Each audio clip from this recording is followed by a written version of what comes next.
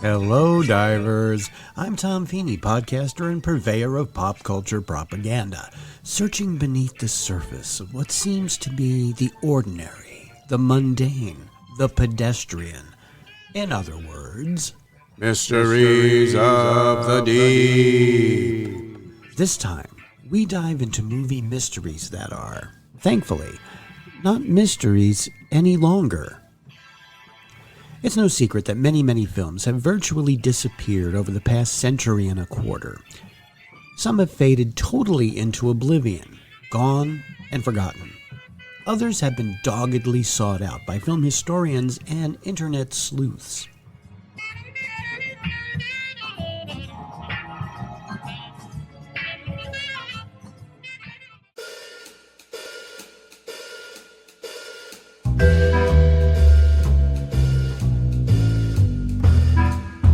It's an all too rare and always wonderful occurrence when a film that has been considered lost to time is discovered and restored.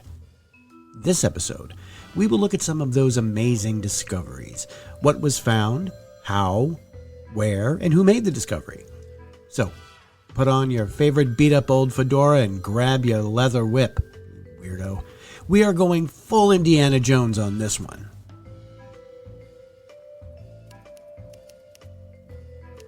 Now here's a not-so-fun fact. According to the Library of Congress, around 75% of silent films made before 1927 have been lost. For all sound films made until 1950, half are deemed lost. So what does lost mean in this context? Well, a lost film is one where no original negative or copy are currently known to exist. Now that word currently will become important. So that doesn't mean that these films are entirely lost. However, sometimes fragments of a film can exist, leaving the entire feature incomplete and therefore lost. But in some cases, the only way we know some of these films ever existed is from photos of the production or publicity stills taken by the studios for promotional purposes. Interestingly, the Library of Congress has an online list of 7,200 films that are considered lost, and none are from later than 1930. Now, if you're interested in that particular rabbit hole, point your web browser of choice to www.loc.gov.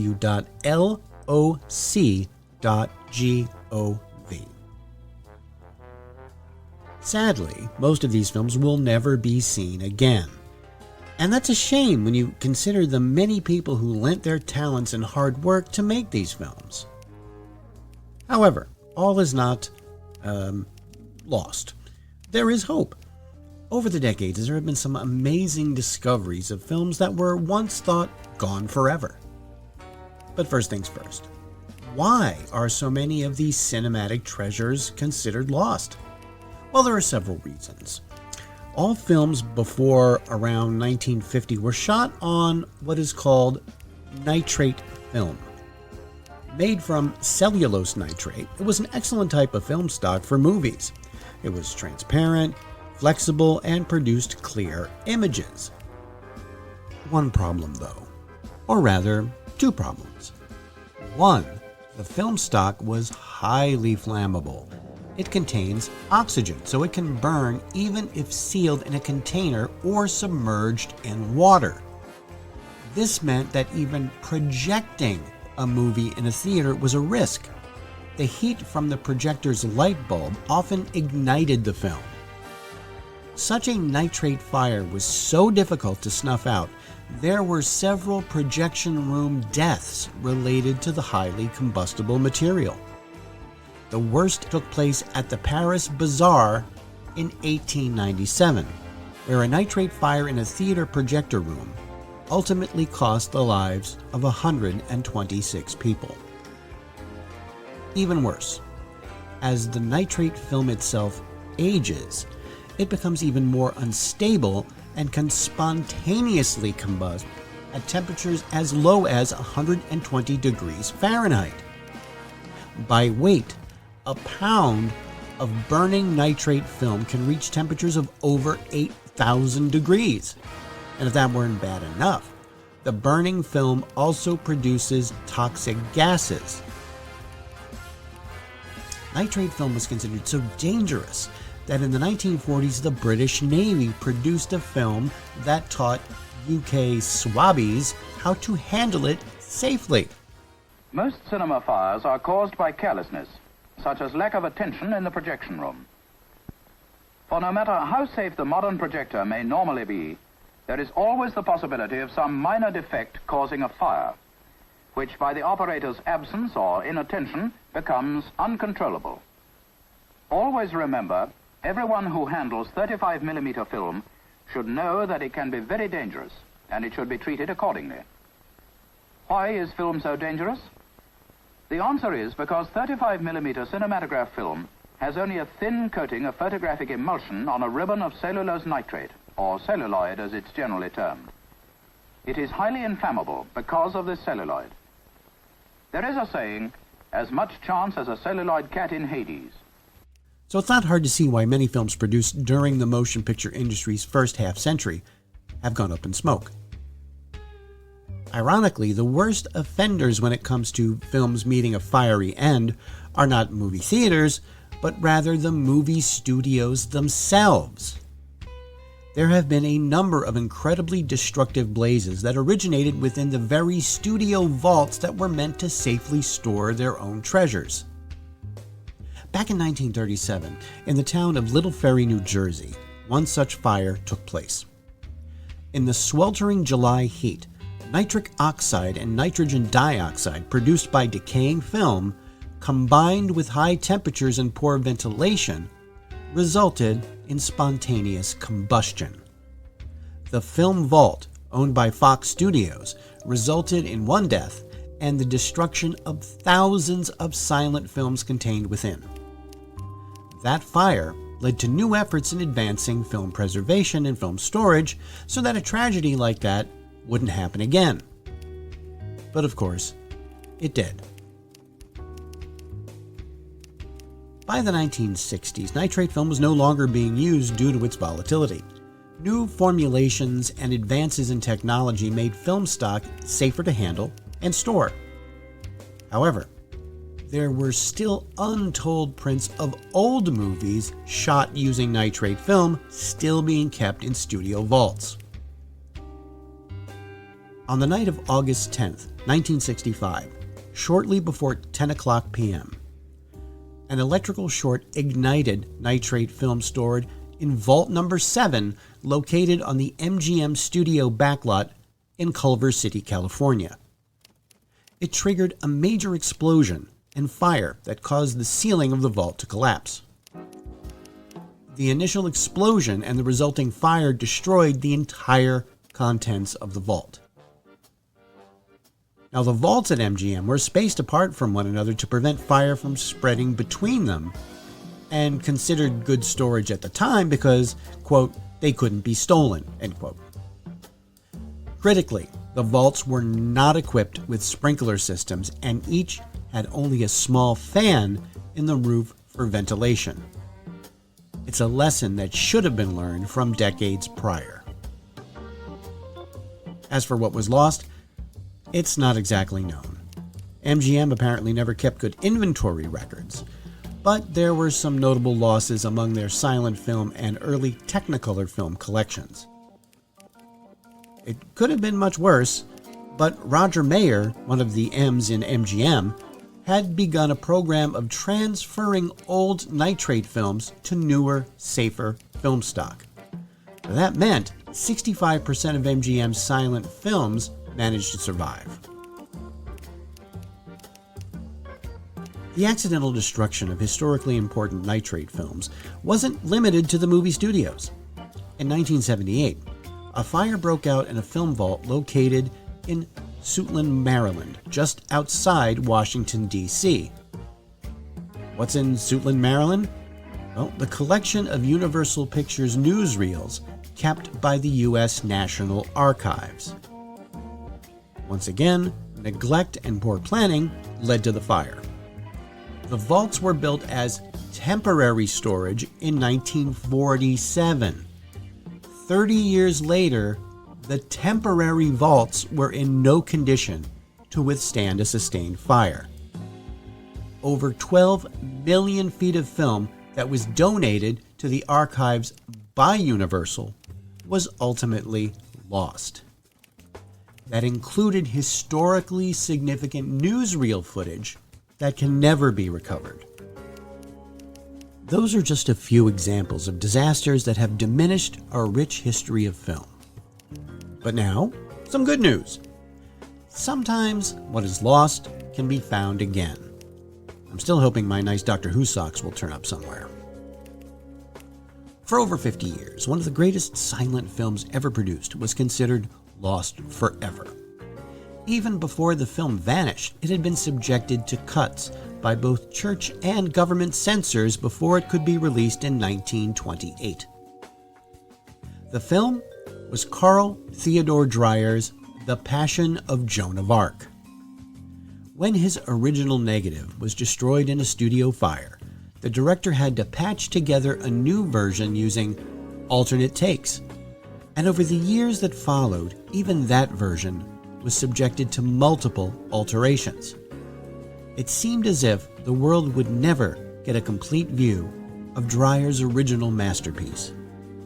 But in 1981, a nearly pristine copy of the film was discovered in, of all places, a janitor's closet at, of all places, a mental institution in Oslo, Norway. Crazy, right? No, crazy. The film cans were sent to the Norwegian Film Institute, but no one there bothered to examine them for 3 years. It was only then that they realized they had a copy of Dreyer's original cut before the Catholic Church and state imposed edits. No one knows how it ended up in an Oslo mental institution. But whatever the reason, the print that was discovered there rescued the filmmaker's original vision. That vision can be seen on YouTube in its entirety. So if you get a chance, I suggest you take a look.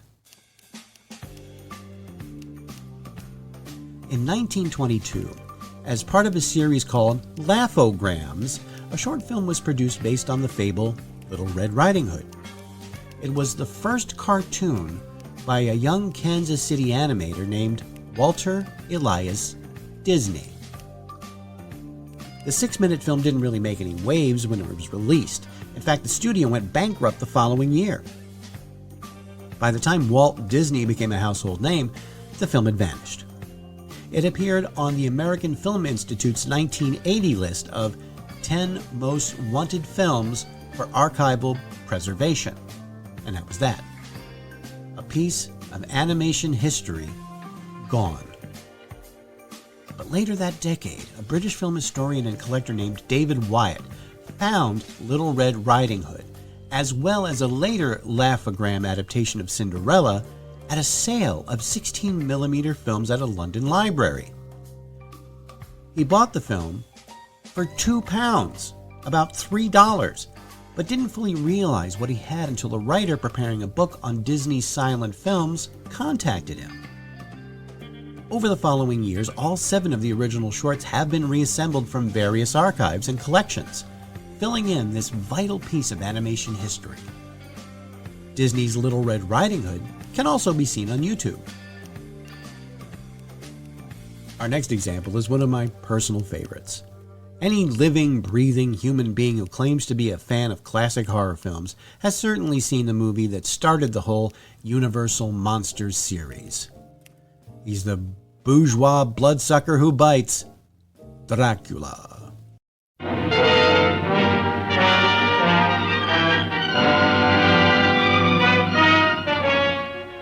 I am Dracula.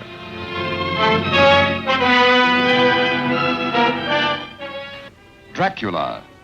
The very mention of the name brings to mind things so evil, so fantastic, so degrading. You wonder if it isn't all a dream, a nightmare. But no, this is no dream. This is Dracula, the original terrifying story of a maniac and a man who lived after death, lived on human blood, took the form of a vampire bat, and lured innocent girls to a fate truly worse than death. Dracula? So how do you top the legendary actor Bela Lugosi as the vile vampire? Someone tried, and in my opinion, pretty much succeeded. Now, in the early days of talking pictures, before the advent of voice dubbing and subtitling, studios would turn out foreign language versions of their films. They used existing sets and sometimes the same stars who would read phonetically from chalkboards. These foreign versions would shoot during off hours or after the completion of principal photography. A few of these still survive as interesting curios, but by far the most fascinating example is the Spanish language version of Dracula, directed by George Melford. It was shot during nights simultaneously with the English language version. This graveyard shift crew consciously attempted to top their daytime counterparts with moodier lighting and more complex direction. Carlos Villarreal portrayed Count Dracula, and while not as iconic a performance as Lugosi, his take was more outwardly evil. Now, these changes resulted in what many today consider to be the superior film, myself included. But it was quickly forgotten and subsequently lost after its original release. The film was largely forgotten for decades until the print was discovered in a New Jersey warehouse in the 1970s. It has since been completely restored and was added to the Library of Congress's National Film Registry in 2015 as culturally and historically significant. And once again, you can see the Spanish version of Dracula on YouTube. There are also numerous videos that detail the many differences between the two versions. It's a fascinating watch. To be or not to be. Those words, written by William Shakespeare, are taken from Act 3, Scene 1 of his play, Hamlet. They are spoken by Prince Hamlet, who is contemplating his own existence. Should one go on living with pain and hardship, or face the terrifying unknown of the afterlife? It's a powerful moment in one of the most famous plays ever written. Hamlet has been performed countless times on stage, on television, and on film, with each interpretation bringing something new and different. In 1964, two giants of both stage and screen, Richard Burton and John Gielgud, staged Hamlet on Broadway. Now, instead of an elaborate production with lavish sets and costumes, this Hamlet was intentionally bare bones. Players wore street clothes and performed on a bare set. It was all about the acting. The year was 1602. Place, London, England. Scene, the Globe Theatre. The occasion was a premiere. Over 1,000 excited theatre buffs jammed into the stalls and pit. Lords, ladies, merchants, craftsmen, peddlers. They had come to see a new play by one of the city's most popular playwrights. The play Hamlet. The playwright, William Shakespeare. Since that performance 3.5 centuries ago, Hamlet has become the most talked about, written about, wondered about, and widely produced play of all time. Now, through a new technical process called electronovision, the entire stage production has been electronically recorded and will be presented in its entirety in 1,000 theaters throughout the country for 4 performances only on September the 23rd and 24th of this year. This has never happened before. The immediacy, the sense of being there is unlike any experience you have ever known. This is the theater of the future, taking shape before your eyes today. And you will be there, part of this historic first. I hope you will join me and the distinguished New York cast as Hamlet bursts upon the 20th century through the miracle of electronovision. Gielgud, who directed the play, wanted this version to be seen by more than just the Broadway audiences. A special recording of the production was made by filming 3 live performances using an early videotape process called electronovision. The 3 shows were transferred to film and edited into a single feature that was set to play in selected theaters. These days, stage performances captured for the big screen are commonplace thanks to companies like Fathom Entertainment. In an unusual move, Hamlet played for only 2 days, and per contract, every print was supposed to be destroyed afterwards. Now that would have been the end of it, except a single surviving print turned up in Richard Burton's own garage after his death, and his widow allowed it to finally reach the public on home video. And yes, you can see it in its entirety on those magical YouTubes. Now, these films that I've been discussing have something in common. They were sought after by film historians and fans because of their intrinsic value. These next and final ones were not. The 3 films in question really had no intrinsic value except for the fact that they were so unbelievably terrible that their awfulness became the reason they attained any value at all. It's the whole so bad it's good aesthetic. These movies all came from the same man. So what director could have been so inept, so incompetent, and so clueless that these films warranted inclusion amongst our other lost movie masterpieces? They come from the bowels of hell, a transformed race of walking dead, zombies guided by a master plan for complete domination of the earth. Plan 9 from outer space.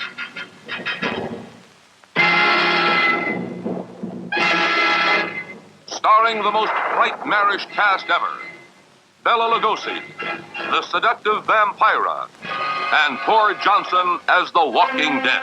Turn off your electrode gun! No! No! Stop him, Dennis! I can't get it, it's jammed! Stop him, you fool! Bullets bounce off their bodies. Rockets, missiles, jets cannot stop their death ships. What earthly power can stop this terror? For a glimpse of things to come, see this blast of screen suspense. For it could be happening right now.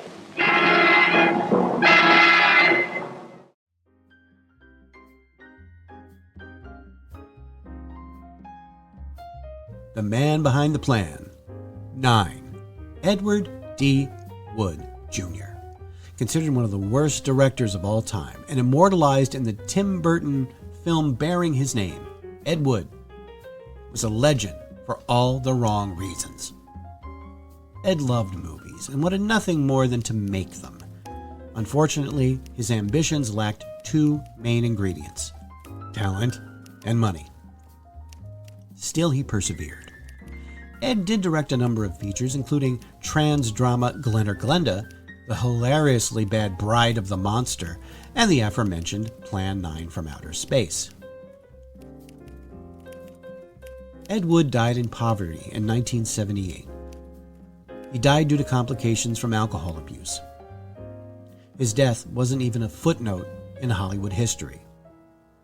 That is until 1980, when a book named the Golden Turkey Awards came out and named Ed Wood as the worst director of all time. That same year in New York City, the World's Worst Film Festival premiered, and it featured 3 of Ed's films. This reignited interest in his movies and in the man himself. After that, his lesser-known works became objects of interest. Final Curtain, for example, was a long-lost Ed Wood television pilot that was never picked up. It was recently rediscovered by the great-nephew of one of Wood's frequent collaborators. 1971's Necromania, from Wood's unfortunate late career turn to the world of adult films, was presumed lost until a copy of its R-rated cut turned up at a yard sale in 1992. And a full unedited version appeared in 2001. The Young Marrieds, made later that same year, was Wood's last known film. It too had disappeared, but a 16mm print appeared in 2004 in Vancouver. Of course, these examples merely scratch the surface. Many, many films, once thought lost to time and the elements, have been recovered, and hopefully many more will be found in the years to come. Unlike my Doctor Who socks.